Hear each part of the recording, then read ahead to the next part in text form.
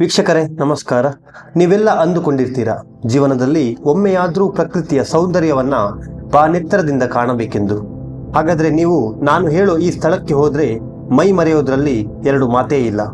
ದಟ್ಟವಾದ ಕಾಡುಗಳ ಮಧ್ಯೆ ಸಂಚರಿಸುತ್ತಾ ಮುಗಿಲು ಮುಟ್ಟಿದ ಬೆಟ್ಟಗಳ ಸಾಲುಗಳು, ಮಂಜಿನಿಂದ ಕೂಡಿದ ವಾತಾವರಣವನ್ನ ನೋಡುತ್ತಾ ಕಿರಿದಾದ ರಸ್ತೆಯ ಮೂಲಕ ಸಂಚರಿಸಬಹುದು.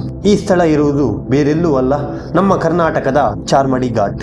ನೀವೆಲ್ಲ ಬೇರೆ ಬೇರೆ ಘಾಟ್ಗಳ ಹೆಸರನ್ನು ಕೇಳಿರ್ತೀರಾ, ಹಾಗೆ ನೋಡಿಯೂ ಕೂಡ ಇರಬಹುದು. ಆದರೆ ಈ ಚಾರ್ಮಾಡಿ ಘಾಟಲ್ಲಿ ಸಂಚರಿಸಬೇಕಂದ್ರೆ ಗಟ್ಟಿ ಗುಂಡಿಗೆ ಕೂಡ ಇರಲೇಬೇಕು. ಸುಮಾರು 27 ಕಿಲೋಮೀಟರ್ನಷ್ಟಿರುವಂತಹ ಈ ಘಾಟ್ನ ಬಗ್ಗೆ ಒಂದಿಷ್ಟು ಮಾಹಿತಿಯನ್ನು ಈ ವಿಡಿಯೋದಲ್ಲಿ ತಿಳಿಸ್ತಾ ಹೋಗ್ತೇನೆ. ವಿಡಿಯೋ ಇಷ್ಟವಾದರೆ ಲೈಕ್ ಮಾಡಿ, ಸಬ್ಸ್ಕ್ರೈಬ್ ಮಾಡಿ ಮತ್ತು ಬೆಲ್ ಐಕನನ್ನು ಪ್ರೆಸ್ ಮಾಡಿ. ವೀಕ್ಷಕರೇ, ಹಚ್ಚ ಹಸಿರಿನಿಂದ ಕೂಡಿದ ಈ ಸ್ಥಳವು ರುದ್ರ ರಮಣೀಯ ಕಾನನದಿಂದ ಕಂಗೊಳಿಸುತ್ತಿರುತ್ತೆ.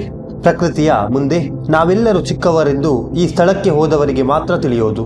ಇಲ್ಲಿನ ರಸ್ತೆಯ ಪಕ್ಕದಲ್ಲಿ ಹರಿಯುವ ನೀರಿನ ಬೋರ್ಗರೆತಕ್ಕೆ ಜನರು ಮೈಮರೆಯೋದು ಗ್ಯಾರಂಟಿ. ಹಾವಿನಂತೆ ಅಡ್ಡದಿಡ್ಡಿಯಾಗಿರುವ ರಸ್ತೆಗಳು, ಗಂಟೆಗೊಮ್ಮೆ ಸುರಿಯುವ ಮಳೆ, ಮಂಜಿನಿಂದ ಕೂಡಿದ ವಾತಾವರಣ, ರಸ್ತೆಯ ಪಕ್ಕದಲ್ಲಿ ಹರಿಯುವಂತಹ ಸಣ್ಣ ಸಣ್ಣ ಜಲಪಾತಗಳು ಇಲ್ಲಿ ಸಂಚರಿಸೋ ಪ್ರಯಾಣಿಕರ ಕಣ್ಣ ಮುಂದೆ ಬರುತ್ತೆ. ಮುಖ್ಯವಾಗಿ ಚಾರ್ಮಾಡಿ ಘಾಟ್ನಲ್ಲಿ ಬೆಂಗಳೂರಿನಿಂದ ಮಂಗಳೂರಿನ ಕಡೆಗೆ ಪ್ರಯಾಣ ಬೆಳೆಸ್ತಾರೆ. ಕಿರಿದಾದ ಹಾವಿನಂತೆ ಮಲಗಿರೋ ರಸ್ತೆಯಲ್ಲಿ ಸಂಚರಿಸಬೇಕಾಗುತ್ತೆ.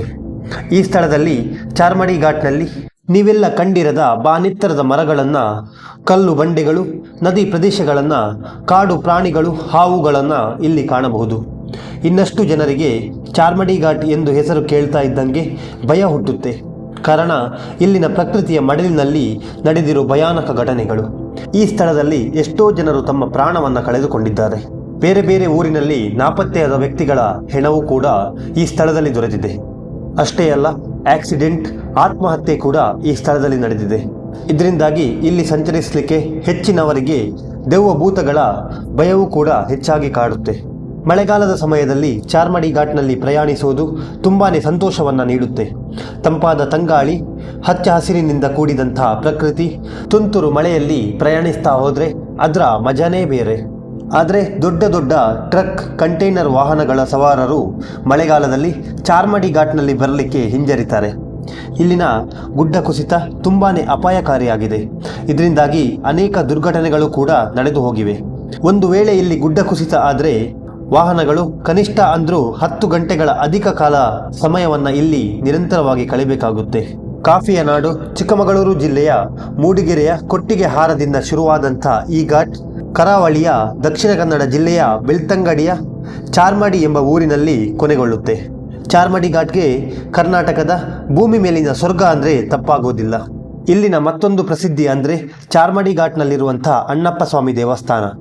ವಾಹನ ಸವಾರರು ಇಲ್ಲಿ ಪ್ರಯಾಣಿಸುವಾಗ ಯಾವುದೇ ರೀತಿಯ ಅಪಘಾತವಾಗದೆ ಮತ್ತು ಇನ್ನಿತರ ತೊಂದರೆಗಳಾಗದಂತೆ ಅಣ್ಣಪ್ಪ ಸ್ವಾಮಿಗೆ ಕೈ ಮುಗಿದು ಮುಂದಿನ ಪಯಣವನ್ನು ಬೆಳೆಸ್ತಾರೆ.